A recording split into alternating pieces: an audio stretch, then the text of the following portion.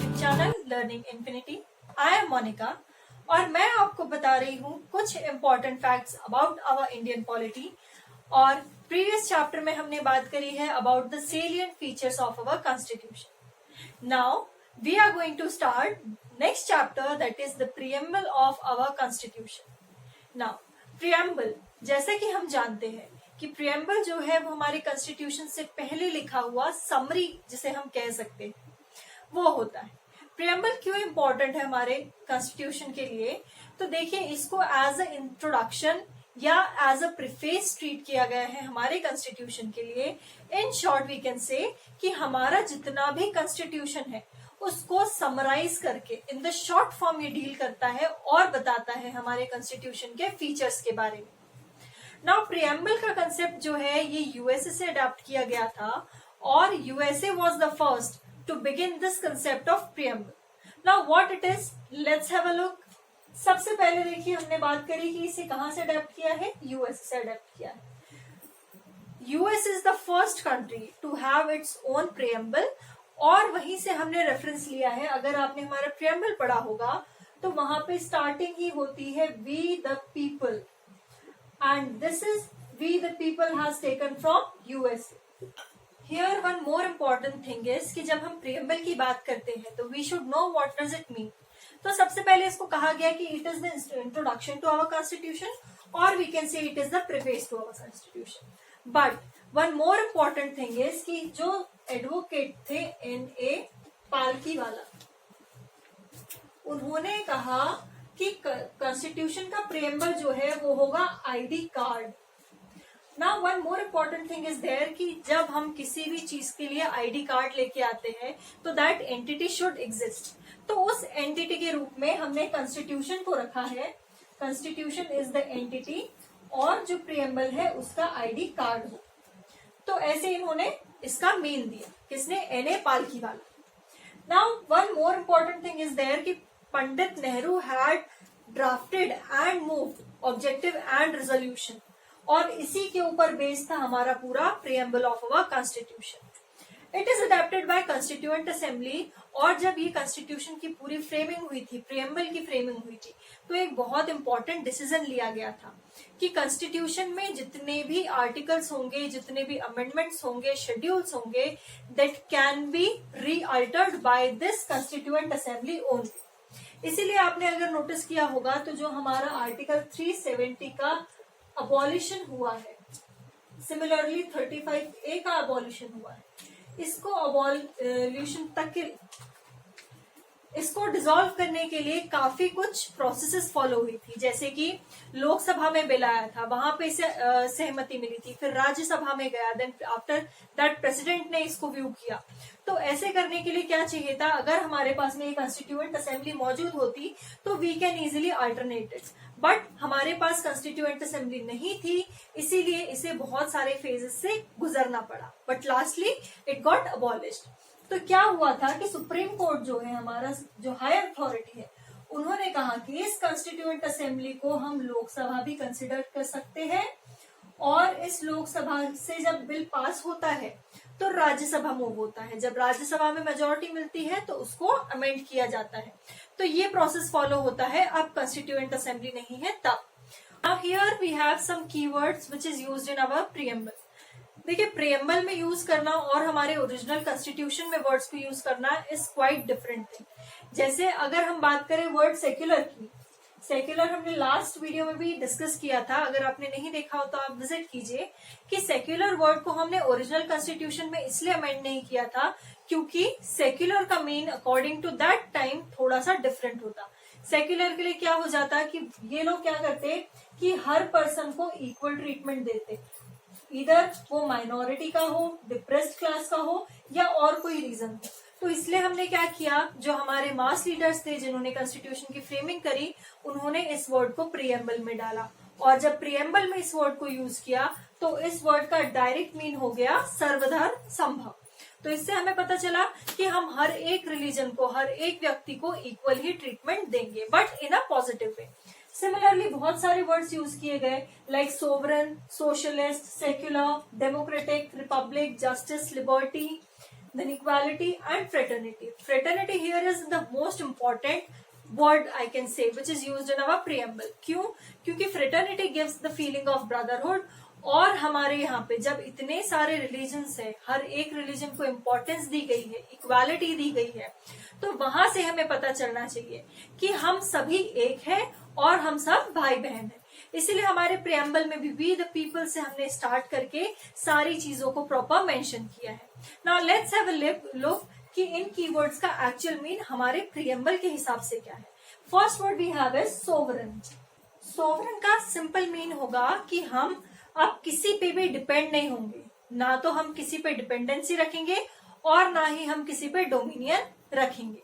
हम कैसे होंगे? We will be totally free from any kind of dependency and dominion. इसी के साथ क्या होगा कि हम अपने इंटरनल और एक्सटर्नल अफेयर्स को फ्रीली कंडक्ट भी कर सकते हैं। जो हमारे इंटरनली होने हैं दैट मीन्स कि हमारे नेशन में होने हैं, या जो हमारे एक्सटर्नल अफेयर्स होने हैं फ्रॉम एनी अदर नेशन होने हैं। अब हमें किसी को जवाबदारी देने की जरूरत नहीं होगी। अनलाइक जब हम ईस्ट इंडिया कंपनी के रूल के अंडर थे, तो ईस्ट इंडिया कंपनी क्या करती थी कि सारा कुछ रूल करके किसको कमांड करती थी? वो देती थी एलिजाबेथ को, हर चीज की रिकवरी देती थी, लाइक चेक्स एंड बैलेंसेस देती थी। तो अब हम कैसे हो गए? हम फ्री हो गए, हमें किसी को कुछ जवाब नहीं देना है, हमारी आंसरेबिलिटी यहाँ पे एंड हो चुकी है। एक और चीज यहाँ पे इम्पोर्टेंट है कि जो कॉमनवेल्थ में है हमें फुल मेंबरशिप मिली थी और हमने ब्रिटिश क्राउन को एज अ हेड भी स्वीकार किया था। ये बात हो गई सोवरेन वर्ड की। नेक्स्ट वर्ड वी हैव है socialist. Now here socialist word जो है ये बहुत ही क्रूशियल रोल प्ले करेगा।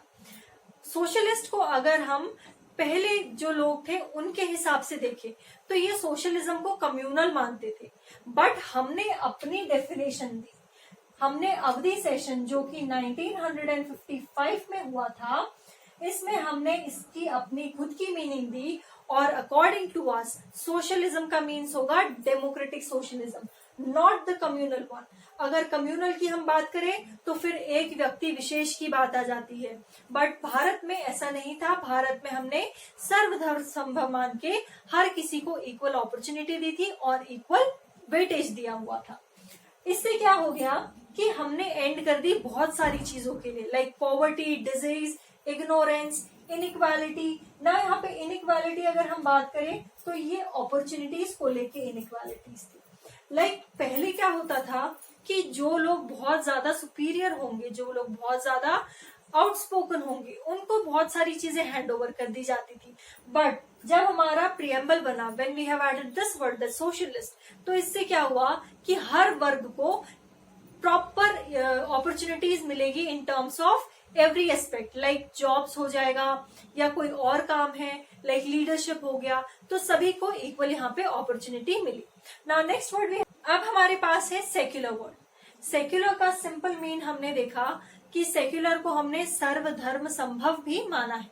दैट मीन्स कि हमने हर एक रिलीजन को, हर एक धर्म को इक्वल अपॉर्चुनिटी दी है और इक्वल ही माना है। तो ये आता है हमारा article from 25 to 28 that deals with freedom of religion. तो ये बताता है कि हम लोग सारे ही रिलीजन को इक्वल मान के उसे इक्वल अपॉर्चुनिटीज प्रोवाइड करेंगे। ये आया था 42nd अमेंडमेंट ऑफ 1976 से। ये याद रखिएगा 42nd अमेंडमेंट ऑफ 1976 जो है वो बहुत ही ज्यादा क्रूशियल है, बहुत ज्यादा इंपॉर्टेंट है, क्योंकि इसी अमेंडमेंट के द्वारा बहुत सारी चीजें हमारे कॉन्स्टिट्यूशन में अडेप्ट की गई थी, जिसमें से कि सेक्युलर भी एक वर्ड है। देखिए हमने क्या किया कि हर रिलीजन को सेम स्टेटस और पोजीशन दे दी, और ये वर्ड हमने ऐड कर दिया secular in our preamble. Next word is Republic. अब देखिए यहाँ पर रिपब्लिक को दो कैटेगरीज में रखा गया है। First one is monarchy and second one is republic. Republic का सिंपल मीन होता है गणराज। गणराज मतलब to the people, by the people, for the people, जनता से, जनता के लिए, जनता के द्वारा। तो हम ये वाला फॉलो करते हैं, रिपब्लिक, गणराज। मोनार्की जो है वो बेसिकली किंग्स या क्वीन के राज में यूज की जाती है। जैसे अगर हम बात करें ब्रिटेन की या ब्रिटिश साम्राज्य की, तो वहां पे जितना भी रूल होगा वो इधर किंग या क्वीन के द्वारा ही होगा।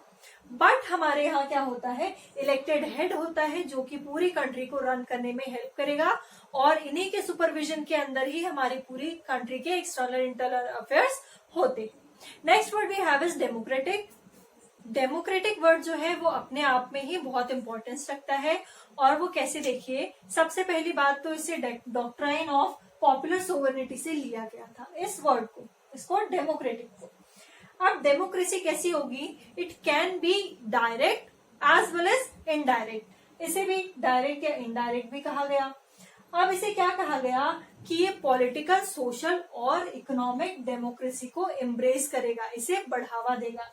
दैट मीन्स कि जब हम एक डेमोक्रेटिक कंट्री में रहते हैं तो we have the right to elect our head, और हम अपने हिसाब से चीजें देख सकते हैं हमारे देश के अंदर। तो इससे क्या हो गया कि इसे बहुत ज्यादा रिस्पॉन्सिबल माना गया as a universal adult franchise की बात करें, या हम रूल ऑफ लॉ की बात करें, या पीरियोडिक इलेक्शंस की बात करें। जैसे कि हम जानते हैं कि हमारे इंडिया में हर 5 साल में इलेक्शंस होते हैं, तो ये इलेक्शन कैसे कंडक्ट होंगे, ये तब कंडक्ट होंगे जब हमारी कंट्री डेमोक्रेटिक होगी, एकजुट होगी। तो देखिए क्या होगा कि जितने भी एग्जीक्यूटिव्स हैं वो रिस्पॉन्सिबल हो जाते हैं किसके लिए, लेजिस्लेटिव पॉलिसीज और एक्शंस के लिए। सीधी बात हो जाती है कि जितने भी एग्जीक्यूटिव्स होंगे वो लेजिस्लेटिव फंक्शंस को भी हैंडल करेंगे। नेक्स्ट देखिए क्या होता है कि यहाँ पे कुछ ग्राउंड्स पे डिस्क्रिमिनेशन के लिए एब्सेंस भी हो जाती है डेमोक्रेसी। वो क्यों होती है, क्योंकि on certain grounds we don't have the authority to enforce some laws. Like अगर हम बात करें ट्राइबल एरियाज की, तो ट्राइबल एरियाज पे we can not enforce any kind of law until, जब तक कि प्रेसिडेंट रूल ना हो जाए या सुप्रीम कोर्ट ऑर्डर ना कर दे। तो ऐसे डेमोक्रेसी डायरेक्ट या इनडायरेक्ट भी हो जाती है। नाउ नेक्स्ट देखिए, next keyword we have is justice. Justice जैसे कि वर्ड से ही क्लियर है, दैट मीन्स कि न्याय। न्याय कैसे मिलेगा हमें कि किसी भी क्षेत्र में, किसी भी पर्सपेक्टिव में डिस्क्रिमिनेशन ना हो, there will be no discrimination, either it is social, economic or political. Everyone should have equal opportunity for every aspect. अगर हम सोशलिज्म की बात कर ले, हम पॉलिटिकल की बात कर ले, या हम इकोनॉमिकल लिबर्टी की बात कर ले, तो हम कैसे हो जाएंगे, हम जस्टिशिएबल हो जाएंगे। यहाँ पे किसी भी प्रकार से किसी भी चीज के लिए डिस्क्रिमिनेशन नहीं होगा। सो इस चीज को ध्यान में रख के इस वर्ड को ऐड किया गया था, that is justice, that is न्याय। Next word is liberty. Liberty का देखिए सिंपल मीन जो है, that is the absence of restraint. That means कि हमें किसी भी प्रकार से बाध्य ना किया जाए। जैसे ऐसा ना हो कि किसी एक व्यक्ति को बाध्य किया जा रहा है उसके धर्म के आधार पर, उसकी क्रीड के आधार पर, उसके महिला या पुरुष होने के आधार पर। तो यहाँ पे हमें लिबर्टी दी गई, दैट मीन्स कि we have the opportunity for development of individuals, they had provided us this opportunity. Plus एक चीज इसमें इंपॉर्टेंट है कि liberty is not absolute but it is qualified. इसका मतलब क्या हुआ कि लॉ हमें बताएगा कि क्या चीज हम कर सकते हैं और क्या चीज हम नहीं कर सकते। इसका एक एग्जाम्पल है कि हम ऐसे ही गन लेके फायर नहीं कर सकते, दैट इज नॉट लिबर्टी, ये हमें हमारा लॉ अलाउ नहीं करेगा। But at the same time we can worship either God, either it is Allah, it is Christian God, it is Sikh और इट इज हिंदू गॉड। तो यहाँ से हमें लिबर्टी दी गई है कि we can easily choose our choice, हमारी फेवरेबिलिटी के हिसाब से हम चीजें सिलेक्ट कर सकते हैं, but also we are choosing it as a qualified liberty, not absolute. Next word we have is equality. Equality जैसे कि वर्ड से ही क्लियर है, दैट मीन्स कि इक्वल। हम सब कैसे हैं, हम इक्वल हैं। We are not getting discriminated और bifurcated on any terms like it is caste, creed, colour, religion, इन सब के आधार पे हम लोग अलग नहीं, हम कैसे हैं, हम एक है। तो इसीलिए हमने इक्वालिटी को भी हमारे प्रेम्बल में रखा गया, दैट मीन्स कि किसी भी व्यक्ति को, किसी भी व्यक्ति विशेष को स्पेशल प्रिविलेजेस नहीं मिलेंगे। Here will be absence of special privileges for the person. लेकिन देखिए इक्वालिटी भी 3 डायमेंशनल इक्वालिटी है। First one is civic, second is economic and third is political. Civic की अगर हम बात करें तो it deals with the article 14, 15, 16, 17 and 18। No discrimination on caste, creed, colour, religion, untouchability का अबॉलिशन हो जाता है। देन हम सब लोग इक्वल हैं। इकोनॉमिक की बात करें तो economically also we can not discriminate any one. Next one is political. Political के लिए भी हम सबके पास में इक्वल राइट है, इक्वल अडल्ट फ्रेंचाइजी है। After the age of 18 we can vote, we can elect our head, और we can help our body, government body to rule more efficiently. Next is fraternity. Now fraternity is the most important word I can say. क्यों? क्योंकि ये हमें brotherhood का feel देता है, इसका sense देता है कि हम सब भाई बहन हैं। प्लस इसमें हमने क्या देखा स्पेशल फीचर्स कि it gives us the single citizenship. Single citizenship जैसे कि हमने लास्ट वीडियो में भी डिस्कस किया है, अगर आपने नहीं देखा हो तो प्लीज जाके देखिए सेलिएंट फीचर्स में, कि सिंगल सिटीजनशिप जो हमारी है वो इंडिया में हम किसी भी स्टेट में चले जाए तो हम इंडियंस ही कहलाएंगे। अनलाइक यूएसए हमने पहले बात करी है, यूएसए में क्या होगा, सबसे पहली सिटीजनशिप होगी यूएसए की, और आफ्टर दैट उसके जो स्टेट्स होंगे या उसके जो टाउन्स होंगे like Las Vegas, California, Texas, तो इनके लिए अलग अलग सिटीजनशिप मिले। तो वहां डुअल सिटीजनशिप का पैटर्न चलता है, बट हमारे यहाँ सिंगल सिटीजनशिप अप्लाई होती है। नेक्स्ट इज फंडामेंटल ड्यूटीज भी है हमारी फ्रेटर्निटीज में। फंडामेंटल ड्यूटीज में 51 का ए सेक्शन है। प्लस मोस्ट इंपॉर्टेंट थिंग कि फ्रेटर्निटी से क्या होगा, fraternity will be giving us the feeling of unity and integrity. हम सब एक है। Like if I talk about one example, तो जो हमारे जस्टिस दीपक जी थे, जो कि पहले सीजीआई नहीं बने थे, सीजीआई बनने से पहले की बात, तो उन्होंने क्या किया था कि हर एक सिनेमा हॉल्स में बिफोर द मूवी स्टार्ट्स उन्होंने जनगण मन प्ले करने के लिए ऑर्डर किया था। Now what is the reason behind it, उन्होंने ऐसा क्यों किया? तो उन्होंने ऐसा इसीलिए किया था क्योंकि वी डोंट नो कि हमारे आगे जो बैठा है वो हमारे रिलीजन का है या नहीं, जो हमारे साइड में बैठा है वो हमारे स्टेट का है या नहीं, जो हमारे और पीछे बैठा है वो हमारे एरिया का है या नहीं।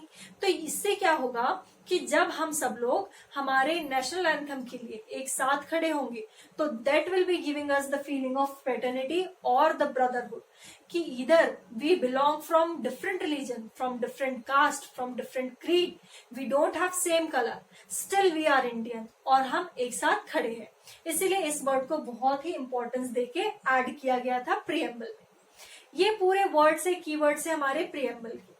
अब देखिए हम देखते हैं कि कॉन्स्टिट्यूशन की सिग्निफिकेंस क्या है, प्रीएम्बल की सिग्निफिकेंस क्या है। सिग्निफिकेंस की अगर हम बात करें हमारे प्रीएम्बल को लेके, तो yes, preamble had played a very important role, क्योंकि हमारे कॉन्स्टिट्यूशन को यही इंट्रोड्यूस कराता है, यही प्रिफेस देता है कि what our constitution actually is. तो इसे के.एम. मुंशी जी ने क्या कहा कि this is the political horoscope of our country, and yes somehow it had proved also. साथ ही इसे पॉलिटिकल, मॉरल और रिलीजियस फिलोसफी भी कहा गया, क्योंकि हमारे पास में अब पॉलिटिकल राइट्स भी है, रिलीजियस राइट्स भी है एंड मॉरल राइट्स भी है। We can easy elect our head, और हम अपने चॉइस के हिसाब से काम कर सकते हैं। We are not abide by anything apart from our constitution, we are only abide by our constitution. साथ ही इसे की नोट टू इंडियन कॉन्स्टिट्यूशन भी कहा गया, क्योंकि यही इंट्रोड्यूस कराता है हमारे कॉन्स्टिट्यूशन को कि हमारा कॉन्स्टिट्यूशन में एक्चुअल में है क्या। और अगर आपको याद होगा, एन.ए. पालखीवाला जी थे, उन्होंने कहा था कि हमारा प्रीएम्बल जो है that is the ID card to our constitution. And as we know कि अगर हमें आईडी कार्ड चाहिए तो we must have the entity, and in the face of entity we have our constitution, and preamble is considered as an ID card. So that's all for the preamble of our constitution, and meet you in the next lesson. And please don't forget to like, share and subscribe my videos, and for more interesting videos stay connected.